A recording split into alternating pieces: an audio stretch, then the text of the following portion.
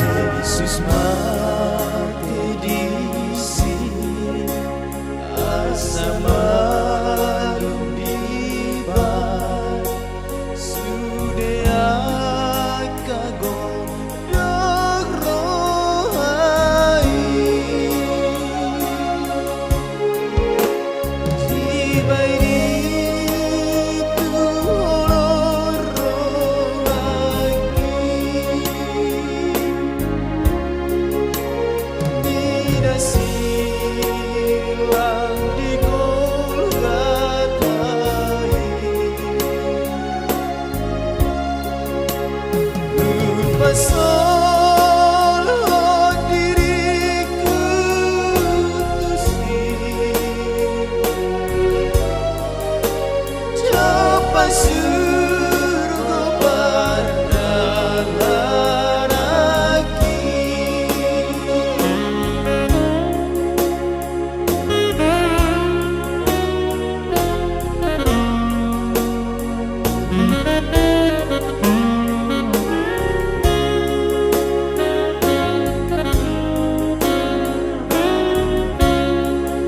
Ini kitab Injil Markus bintu 10 sada ayat sada saharo di ayat 10 sada.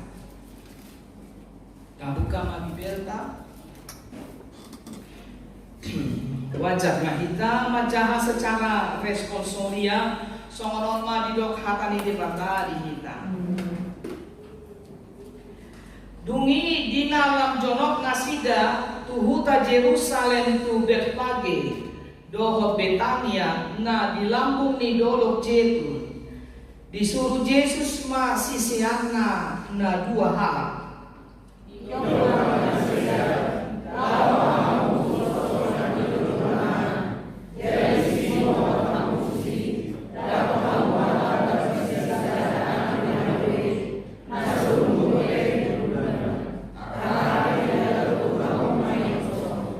Jadi molo tu adong nama dok tu hamu nama dua do hamu dok hamu ma narikot doi di Tuhani jala tibu do kasuangon nai kusom.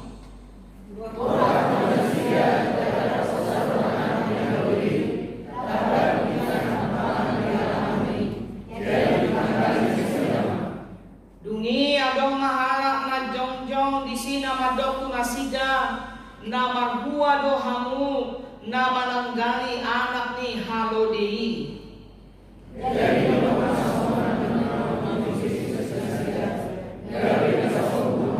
Ito na sidang ma anak ni halodei tu Yesus. Diapehon ma ulos na sida tu atas na jadi marsihudul ma Yesus di sini.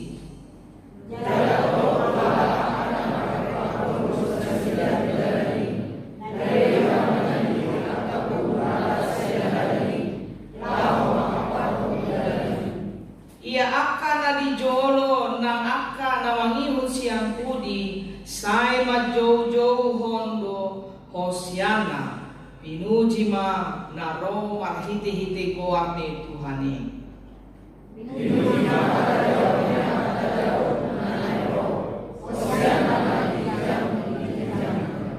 Jadi bongat pa Yesus tuhuta Jerusalem sahat tu bagas joroi jaladung takas di bereng sude ruar maibana muse laho tuhuta Betania rabdohot na 12 ala nangbot ari si tutu ima sahatna bihita. Jemaat yang dikasihi di dalam nama Tuhan kita Yesus Kristus, kita masuk pada minggu Palmarum, minggu terakhir sebelum kita masuk pada Jumat Agung atau kematian Tuhan Yesus dan hari Paskah atau kebangkitan Tuhan Yesus. Dalam minggu Palmarum ditandai dengan adanya daun palma 2 tahun nampak pudi adong do mabayan dong palma ale tahun uruso di kerako bandita dan adong itu bereng inisiatif mabayan dong palma di majo. Daun palma atau daun palem yang mempunyai makna ado maknana. Modo dibaen daun palma, daun palem. Ado maknana. Nomor 8 5 penyambutan. Ya kan? Penyambutan terhadap seseorang dengan sukacita, dengan hormat. Dan di Minggu Pangwarum ini juga dirayakan Yesus yang memasuki kota Yerusalem sebelum dia disalibkan. Sebagaimana yang dapat kita lihat di dalam perikop bacaan Alkitab kita ini, puncak kisah kehidupan Yesus yang dianggap sebagai raja oleh orang Israel, orang Yahudi, sebelum Yesus disalibkan ada satu harapan, ada satu kerinduan bahwa Yesus yang dihadirkan Allah di tengah-tengah dunia, dia adalah raja secara politis yang dapat mengalahkan kekuasaan kerajaan Romawi saat itu, karena pada waktu itu orang-orang Yahudi berada di bawah kekuasaan kerajaan Romawi. Ya. Yesus masuk ke Yerusalem dengan menaiki seekor, dikatakan tadi, seekor keledai betina yang masih muda. Biasanya kalau seseorang sudah diarak-arak, dibuat penyambutan, ya, sudah dipersiapkan penyambutan, maka bukan lagi menggunakan keledai, karena keledai adalah lambang kesederhanaan. Tetapi seharusnya Yesus menunggangi atau menaiki seekor kuda sebagai lambang keperkasaan, kegagahan. Tetapi di sini kita melihat Yesus menyuruh 2 orang muridnya untuk mencari seekor keledai betina yang masih muda. Tak ada kegagahan, tak ada di sana keperkasaan. Berbeda dengan kuda yang melambangkan kekuatan, kegagahan, dan kehormatan. Seorang raja tidak mengendarai keledai untuk dia berperang, membebaskan bangsanya dari penjajahan. Keledai digunakan oleh Yesus untuk melakukan pekerjaan yang dipercayakan Allah kepadanya. Kalau keledai ini dianggap lebih rendah dari kuda. Dan untuk memperoleh keledai itu dikatakan dalam bacaan Alkitab kita ini, para murid harus meminta dari orang lain sesuai dengan perintah Yesus. Jarang orang mau memberikan pinjaman barangnya untuk dipakai orang lainnya. Apalagi kalau misalkan ku pinjam aja mobilmu naik, waduh, Victor Hican kita makanya tanya mengadong doa tamang ini pinjam mobil tak? Belum tentu kan? Diisi dalam bensin naik, nah kita bertanya kan, pak pikir lebih kita. Mau dipakai, mau diisi bensin nak, mau dipinjam, dipakai dan dicuci, maka kotor di paulak, HP ditiki naik dipinjam, ia lebih mau pilih. Ada di paulak kotor, ala di dalam sangat udah doras, dan sangat membuat tuh tempat cucian mobil, dan sangat mesti mengisi bensin. Biasanya kita sama dia dohangan apa pinjam pun mobil, apa salah dia main enak. Mau lupa pinjam Hussein, Victor, berpikir nambe nilaian. Biasanya semua ini kan kita kan, alai disor dipanggil Yesus itu asal didului si selnai keledai. Alai harap nggak memiliki keledai divaluasi mana tuh, dilihat di mana tuh, di ayat turun, ya. Karena Yesus dikatakan ada di domisi. Karena Yesus memerlukannya, dan setelah ia pakai, ia akan mengembalikannya. Itu dikatakan di ayat 3. Jemaat yang dikasihi di dalam nama Tuhan kita Yesus Kristus, bila kita melihat cara penyambutan yang dilakukan oleh orang-orang Yahudi kepada Yesus pada ayat ke-8 dalam bacaan Alkitab kita, banyak orang yang menghamparkan pakaiannya di jalan-jalan. Ada yang menyebarkan ranting-ranting hijau yang mereka ambil dari ladang. Dan ada banyak orang juga bukan hanya menghamparkan pakaiannya di jalan yang dilalui oleh Yesus atau menaruh ranting-ranting daun palem, tetapi juga mereka mengikuti Yesus dari depan dan dari belakang sambil berkata, "Anunido halat Yahudi tahe." Di ayat sia, Hosiana, diberkatilah dia yang datang dalam nama Tuhan. Hosiana artinya juga adalah tolonglah.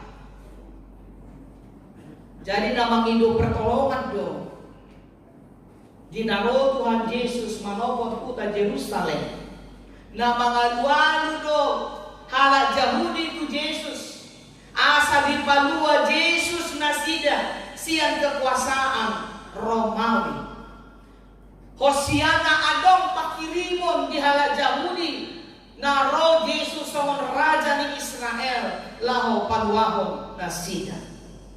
Tetapi cara Yesus memasuki kota Yerusalem mengungkapkan kepada orang banyak yang mengeluh-elukan dia di kota Yerusalem saat itu, siapa Yesus dan sifat jabatan mesianis yang ada pada Yesus. Sebab di sini dia bukanlah seorang pahlawan perang yang menaiki kuda yang gagah perkasa, yang hendak memimpin revolusi politik seperti yang dinanti-nantikan orang Yahudi saat itu. Tetapi tujuan kehadiran Yesus bukanlah untuk menggulingkan kuasa penjajah Romawi, melainkan kehadiran Yesus, kedatangan Yesus memasuki kota Yerusalem adalah untuk mematahkan kuasa dosa. Nah, ini jauh berbeda. Itu sebabnya Yesus naik ke ledai pinjaman sebagai simbol kesederhanaan, simbol kerendah hatian. Dia datang membawa damai, bukan dia datang membawa perang sebagaimana yang dipikirkan, yang diinginkan orang Yahudi saat itu.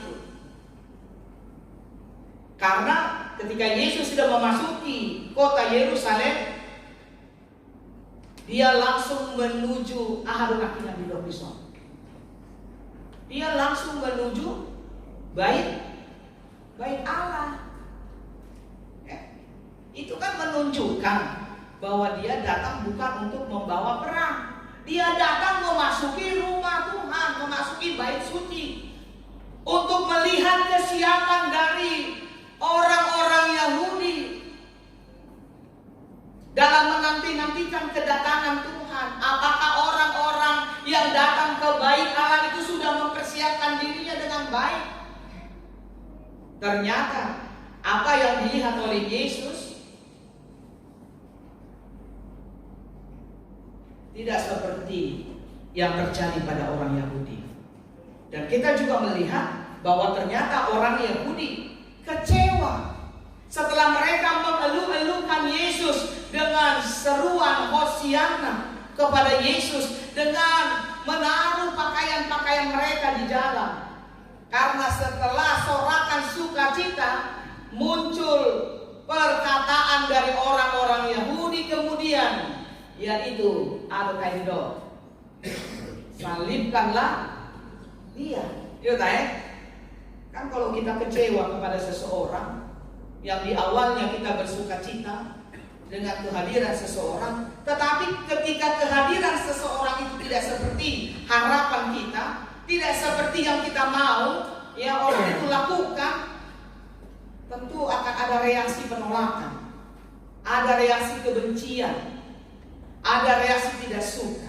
Dan itu yang terjadi ketika harapan orang Yahudi kepada Yesus tidak seperti sorakan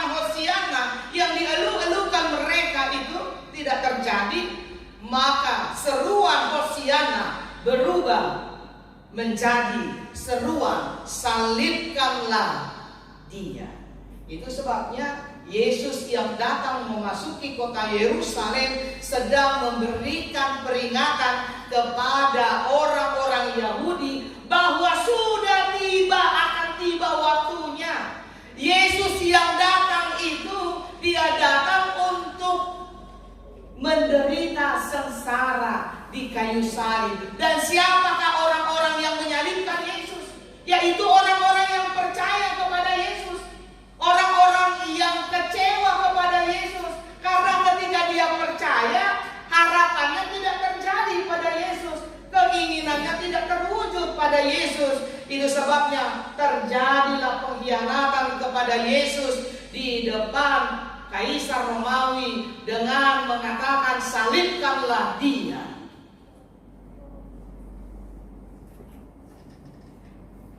Jemaat yang dikasihi di dalam nama Tuhan kita Yesus Kristus, melalui perikop ini dapat kita mengerti bahwa Yesus adalah Raja yang datang ke dalam dunia. Dia datang untuk menghadirkan kerajaan Allah di dalam bumi seperti di surga. Kerajaan Allah yang bagaimanakah yang mau dihadirkan oleh Yesus di dalam dunia ini? Yaitu kerajaan kedamaian,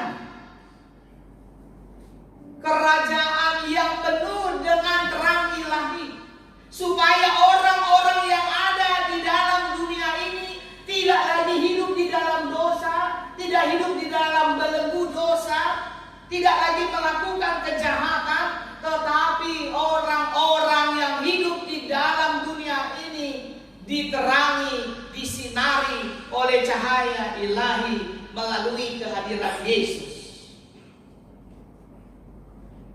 Makanya Yesus datang untuk memberi berkat lewat keselamatan yang dihadirkan Allah di dalam dunia ini, melalui penebusan dosa yang sebentar lagi akan kita peringati bersama-sama. Suatu siap kita naruh di kebatinan kotor, suatu undang talian kita madohoti ibadah passion. Molo halak Katolik nunga seminggu-minggu natuari nggak hicah lagi mempersiapkan diri, betul kan ya? Molo hita maka dia soal dia hita. Rohatai dan taparado rupedo pentingkan. Ada tahe si para dioktu laho roa tu bagas joro. Dan pola pakai, dan pola penampilan tanau marga, nau betting alai. Ima haradeo ni roham kado manomu Yesus songon penyambutan orang Yahudi kepada Yesus. Dia datang, ya, bukan hanya sekedar datang yang disambut dengan sorak-sorai supaya harapan dan keinginannya terpenuhi, dan ternyata Yesus tidak memenuhi keinginan orang Yahudi. Sotung tariku molulu ngatai huton Yesus Kristus sudah keinginan tahi nadi bagasar watai dioloi Tuhan Yesus daun di boto Yesus do dia naurit kok di 10 tahun itu tahe di boto Yesus do dia naurit kok di 10 tahun kita do madok do narik kok dia Tuhan ale ina Tuhan idau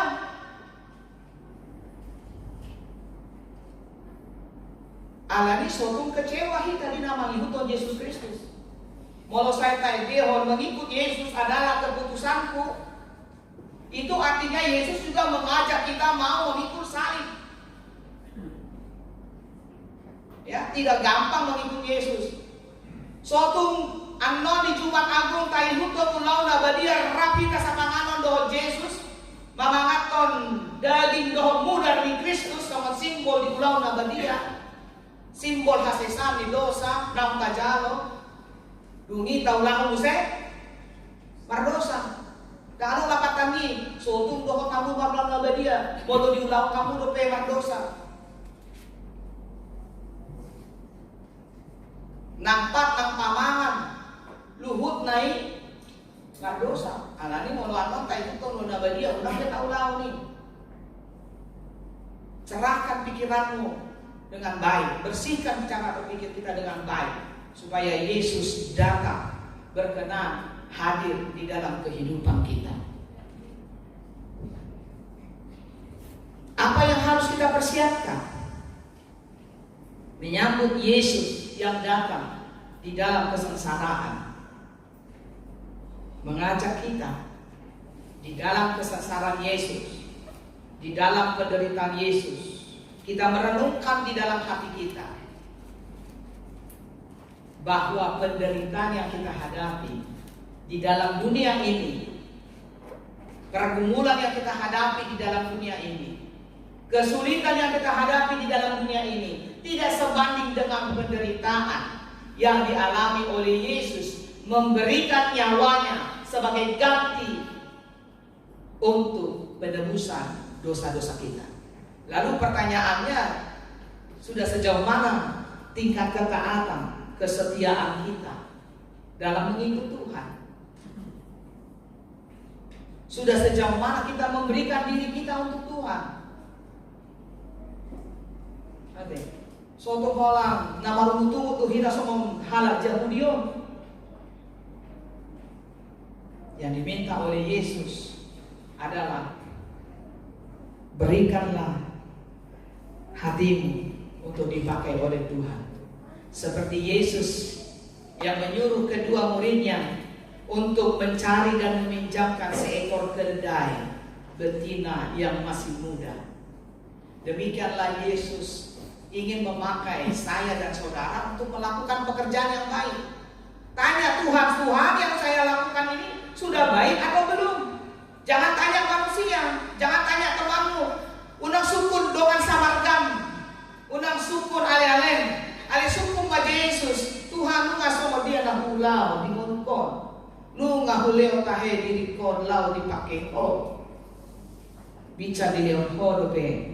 Orsa hamuluan dia Tuhan nau ahlu tahe ulang nau ah tahe huban di mulukon marhite-hite kehadiran ni Uriam di Portibion nunga gabe sira au tahe nunga gabe pinodang au panodang au tahe mana nga so mabuang sinodang ni Kristus iya lobe.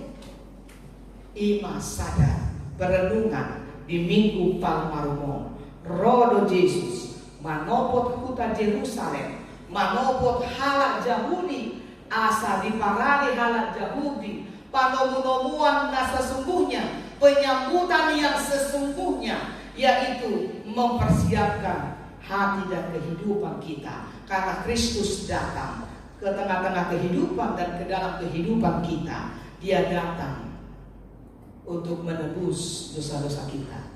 Sehingga orang yang ditebus oleh Kristus, dia tidak lagi hidup di dalam dosa dan melakukan dosa, tetapi dia harus hidup di dalam terang firman ilahi. Jangan ada di antara kita yang mau digoda, dipengaruhi untuk melakukan yang tidak baik. Karena mata Tuhan ada di segala tempat, mengawasi orang yang baik dan orang yang jahat. Ini akan selalu saya kumandangkan di dalam khotbah saya. Untuk itu jadikan firman Tuhan sebagai pelita, sebagaimana dikatakan di dalam Mazmur 119 ayat 105. Kalau kita sudah memutuskan untuk mengikut Yesus Kristus di dalam kehidupan kita, firman-Mu adalah pelita bagi hartanya, kakiku dan terang bagi jalanku. Kalau firman Tuhan menjadi pelita dan terang bagi jalan kita, maka perbaharuilah kehidupan kita supaya Kristus datang menjumpai kita di dalam kehidupan yang baru dan sudah diperbaharui. Amin. Kita berdoa.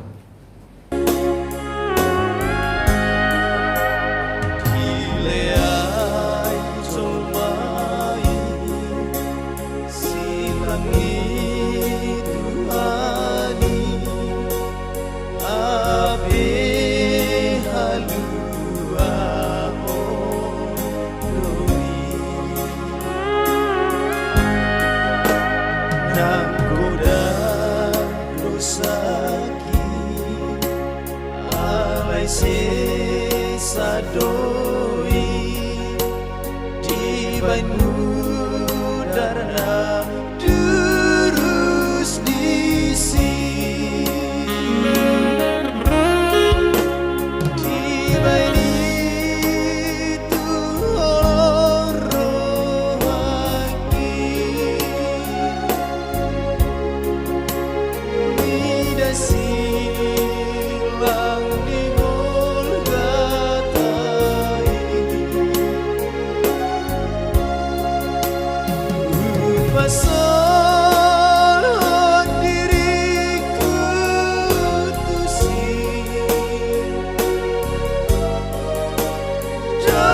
pasur